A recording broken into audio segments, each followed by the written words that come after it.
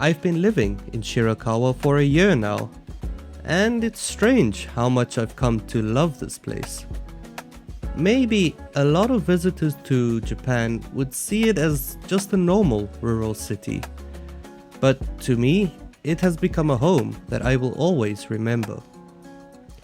The summer festival is already nostalgic because it was the first event I ever attended in my new home.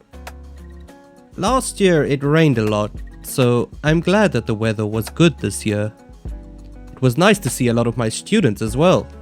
It always makes me feel happy when they say hello.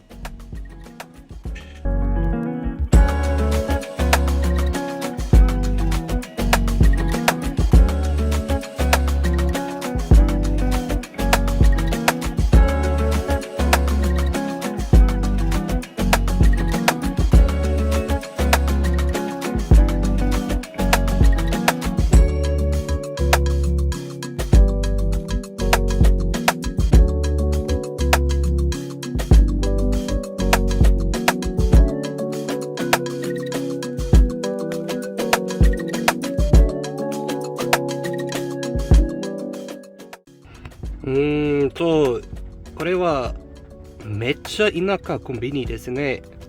名前はニューデイリーストア、新しい毎日屋。そう、これは初めて。I've never seen this コンビニ、so I want to try it。これは田舎コンビニ、新しい毎日屋。ニューデイリーストアのチーズチキン。ポテトと、これは多分プリンパン。そう、プリンパンは美味しい。初めていただきます。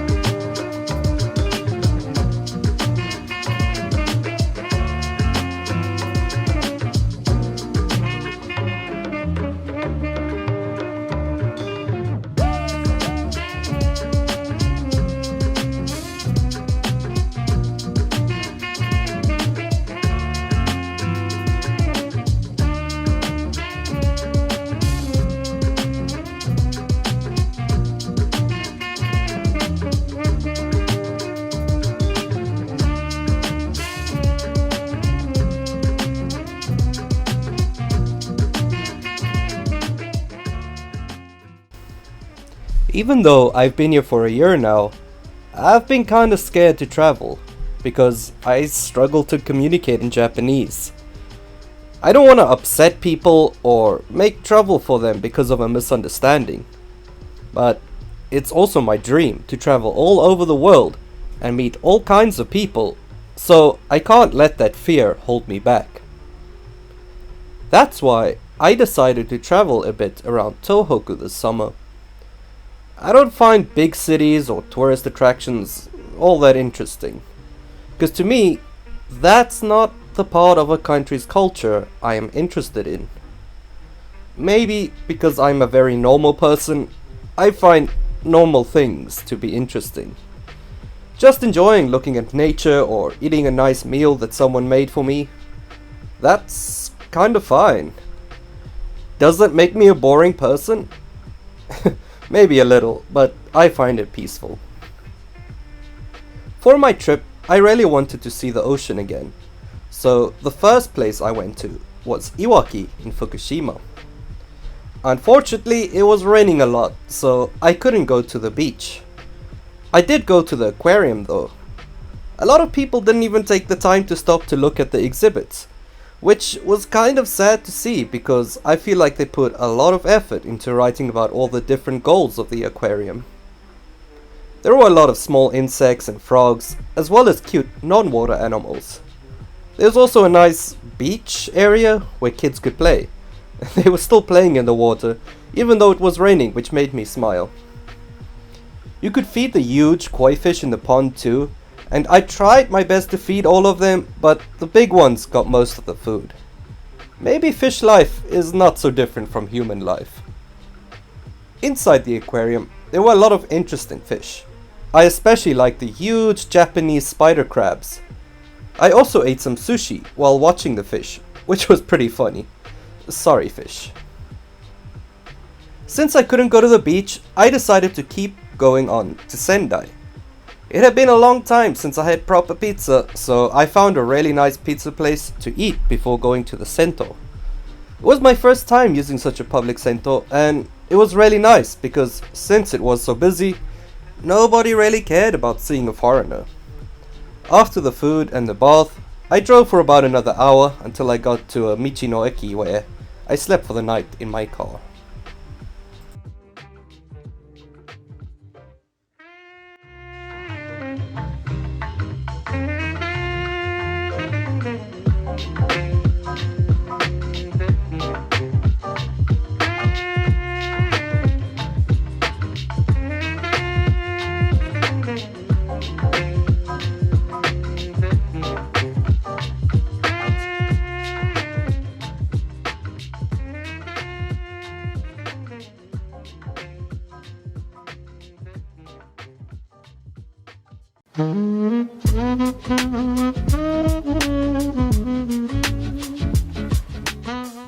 It was kind of uncomfortable to sleep in my car since it was so hot and cramped, so the first thing I did on day 2 was buy a small one-person tent to go camping. After that, it was time for the day's activities, so I made my way to Chusonji Temple in Iwate. I noticed that a lot of the konbinis in the area were black and white, which was interesting. The temple was amazing. Since the weather was a lot better, I really enjoyed the walk.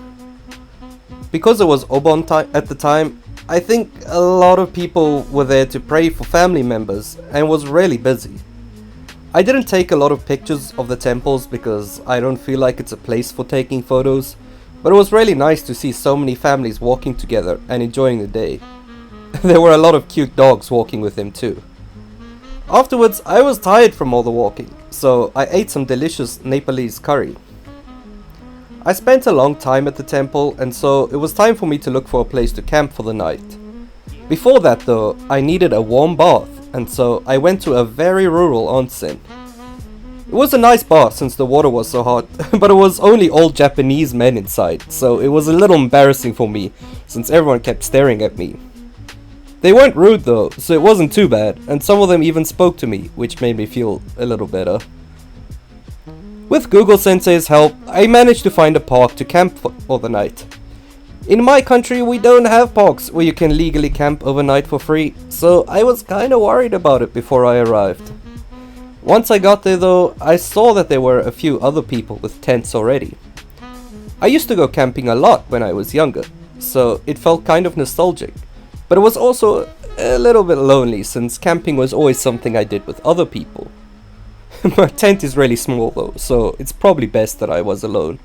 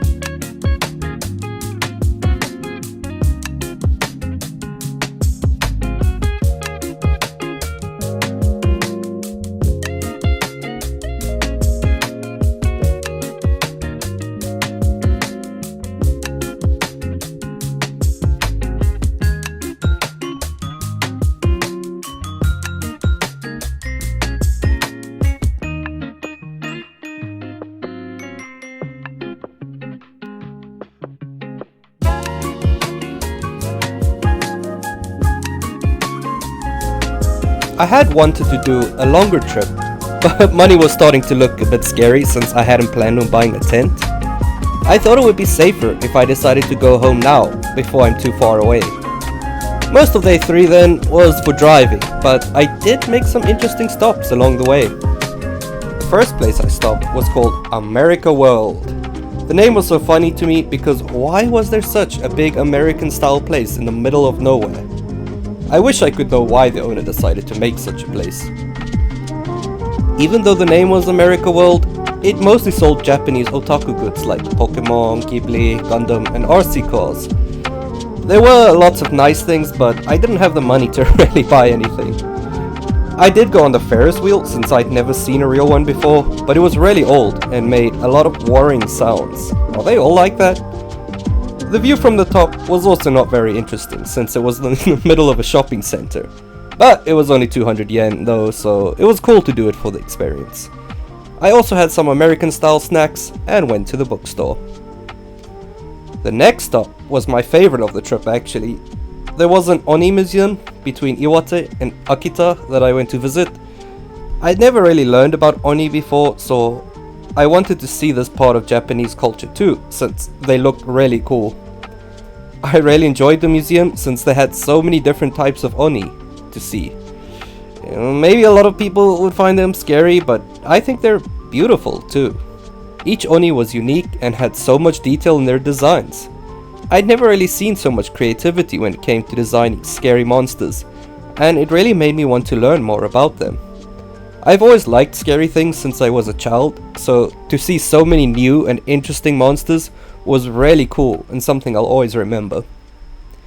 For the rest of the day, I mostly drove, but I did briefly stop in Akita. I read a bit about Akita Inu and Namahage, and even bought a really cool Namahage Norid for my apartment. I've made it my goal to do the Namahage festival next year, so I'm looking forward to that in February. The drive back to Shirakawa was very long, but it was also beautiful since there were a lot of mountains and rivers in Akita. I also managed to finish listening to my audiobook during the trip, which made the time go by very fast. As I drove past Yabuki, I noticed my car had hit 10,000 kilometers driven in Japan, which felt like a really nice token of my adventures. Otsukare Dereka-chan, itsumo arigatou.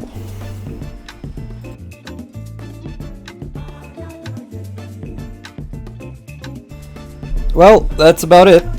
Thank you for listening to my summer vacation story, and I hope you will also take the time to explore Tohoku when you have the chance.